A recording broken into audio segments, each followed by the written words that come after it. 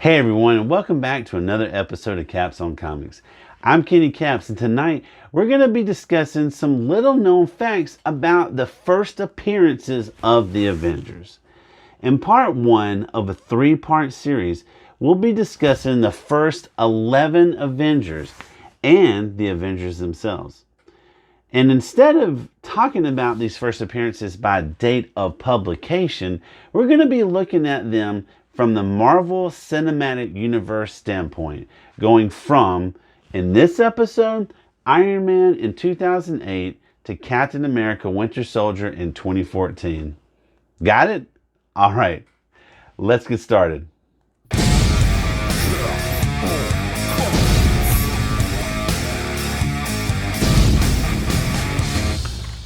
Iron Man came out on May 2nd, 2008.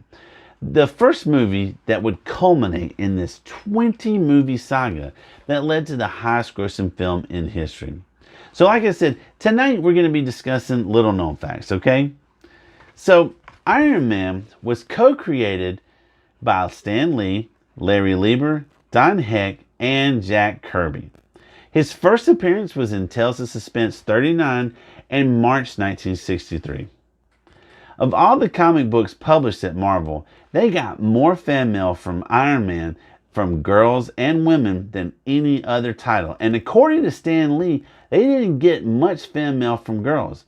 But whenever they did, the letter was usually addressed to Iron Man.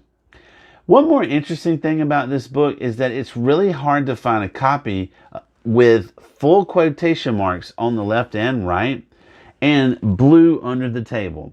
All right. I am unfortunate in that this copy does not have any quotation marks over on this side, and this little part under the table was completely chopped right off.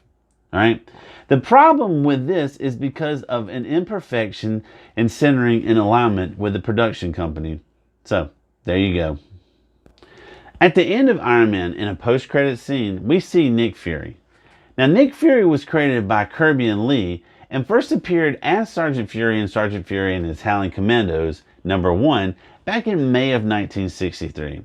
However, in Strange Tales 135 from August of 1965, the character was transformed into the spy that we all know and love today. Nick Fury had always been Caucasian until an African American version of the character, drawn by Brian Hitch, appeared in the Ultimates #1. This version was based on Samuel L. Jackson's appearance way before he was cast in the role. In fact, Marvel Studios originally discussed the role with George Clooney, but he turned it down after looking at some of the comic books because he thought that Fury was too violent as a character. But he was okay being in From Dusk to Dawn and The Thin Red Line. Anyway, Sam Jackson was then offered the role, and now because Fury is so closely associated with Jackson, Marvel has retired the original character. Alright, the next movie that came out was The Incredible Hulk on June 13th, 2008. Another character by Lee and Kirby, the Hulk debuted in The Incredible Hulk #1 in May 1962. Now, I'm sure many of you know that this is his first appearance. Lee chose gray for the Hulk, but did you know that it was because he wanted a color that didn't represent any particular ethnic group? So, colorist Stan Goldberg had problems with the gray coloring, which resulted in different shades of gray in the issue. After seeing the first published issue, Lee chose to change the skin color to green. Green was used in the retellings of the origin and even reprints of the original story that were recolored in the next 2 decades. One exception is the trade paperback The Origins of Marvel Comics from 1974, and in a prologue written by Stan Lee, he explains how difficult it was in keeping the gray color consistent. Iron Man 2 came out on May 7th, 2010, and introduced us to 2 new characters, War Machine and Black Widow. Now, Rhodey was in Iron Man, but he wouldn't be War Machine until Don Cheadle stepped into the role. Alright? So our first character not created by Kirby and Lee is War Machine. James Rhodes first appeared in Iron Man 118 in January 1979 and was created by Dave Michelin and John Byrne. But later on, the War Machine armor was created by Len Kaminsky and Kevin Hopgood. Initially, Rhodey was a supporting character in Iron Man, but he later became Iron Man after Tony Stark fell off the wagon way back in Iron Man 170 in May of 1983. So during this time, the Secret Wars comic book comes out, and so too did the toys. But what's crazy is that the character that is piloting the Iron Man armor, right? Guess who that is? Yeah, that's Rhodey. That's not Tony Stark. If you look at the back, it actually tells you that this is Rhodey. And I know there's some of you that doesn't know. But what's crazy is for some reason, though, Iron Man's secret identity of Tony Stark is here instead. Just a little bit of stuff that I thought you'd like to know. Next, we have Natasha Romanoff, aka the Black Widow.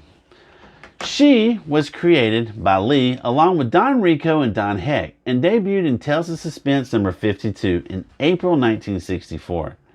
Now, Black Widow is a very popular character, and the version of her that most people are familiar with was first introduced in Amazing Spider-Man 86. But for the first 6 years of her career, she looked very different. So when she first appeared, Black Widow was a non-costume Russian spy. But after she recruits Hawkeye to her cause, in like 5 issues later, the Russian government supplies her with her first Black Widow costume, which is blue and had like all of these gadgets. In Avengers 29 in July 66, her suit is green for some reason.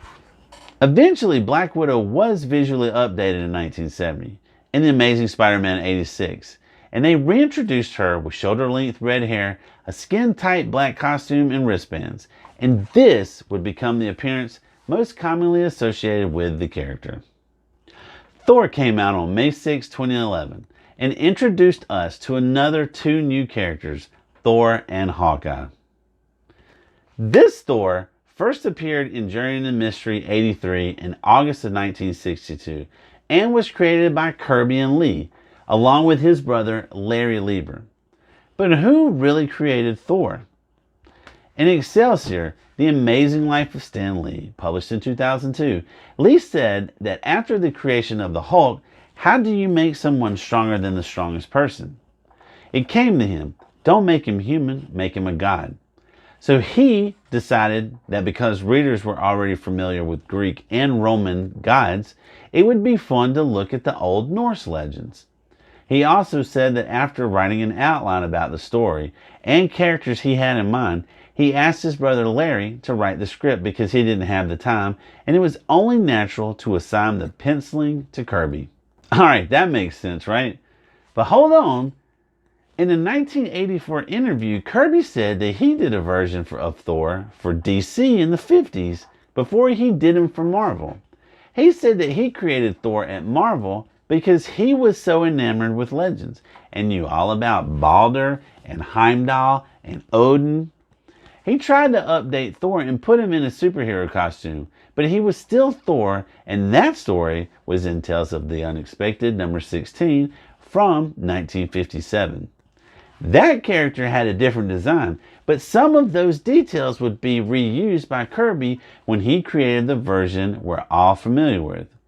Now, this won't be the last time that we hear conflicting information about who actually created what.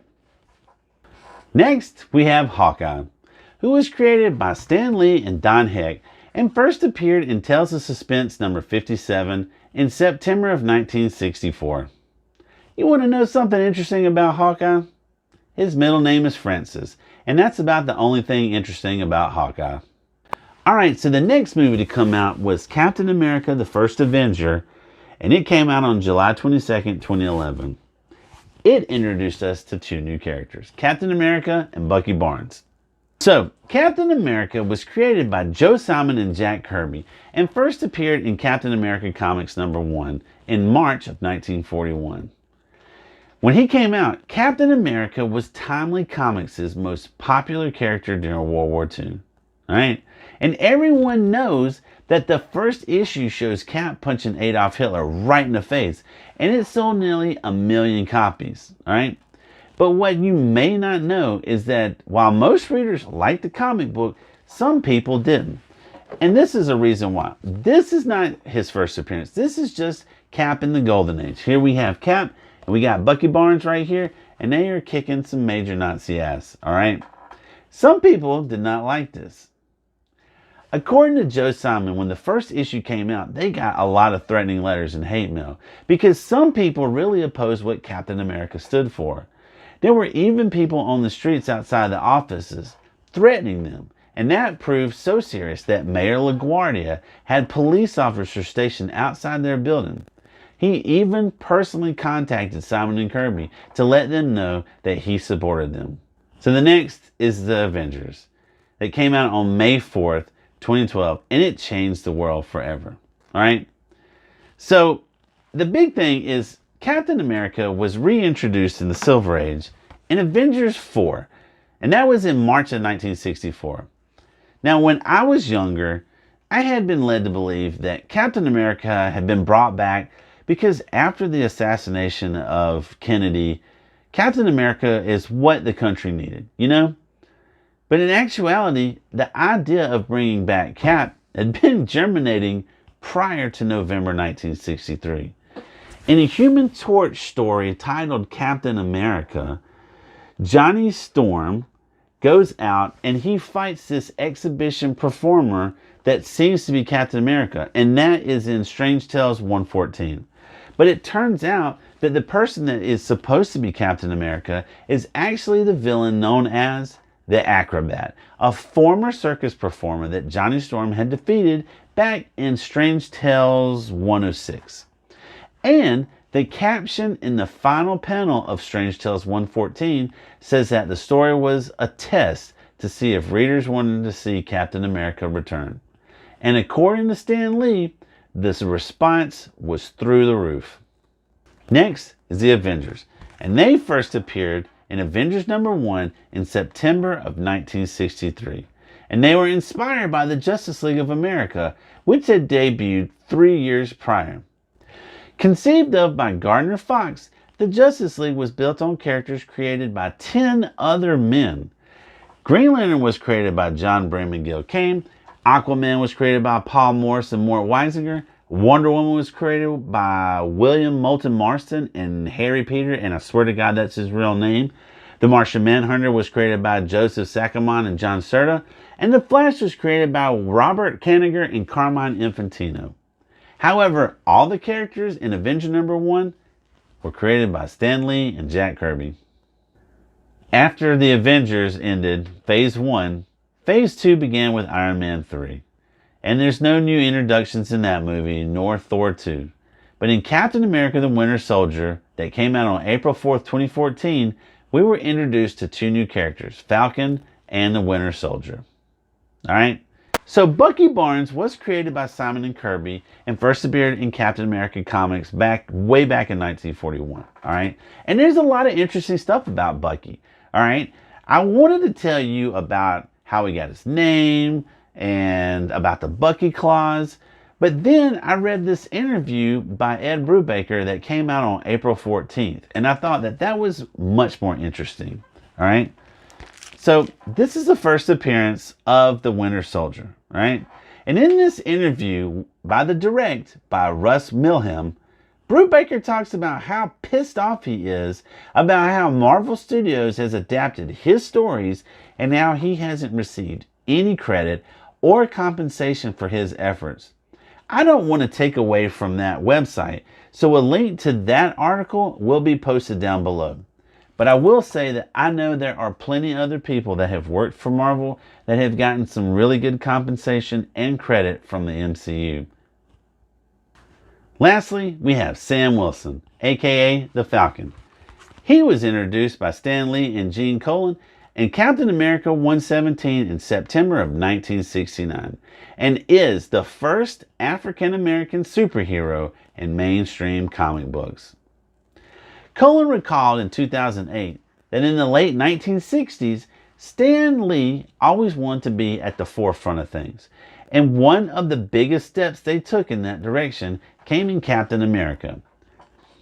Because he enjoyed drawing people of every kind, Colin would draw as many different types of people as he could into the scenes he illustrated. And he loved drawing African Americans because he always found their features interesting, with so much of their strength and spirit and wisdom written on their faces. He approached Stan Lee with the idea of introducing an African American hero, and he took to it right away. Well, that wraps up another episode of Caps on Comics. Do you have a favorite Avenger? And if so, who are they? Please comment below and don't forget to like and subscribe. I'm Kenny Caps, and I'll see you in the next video.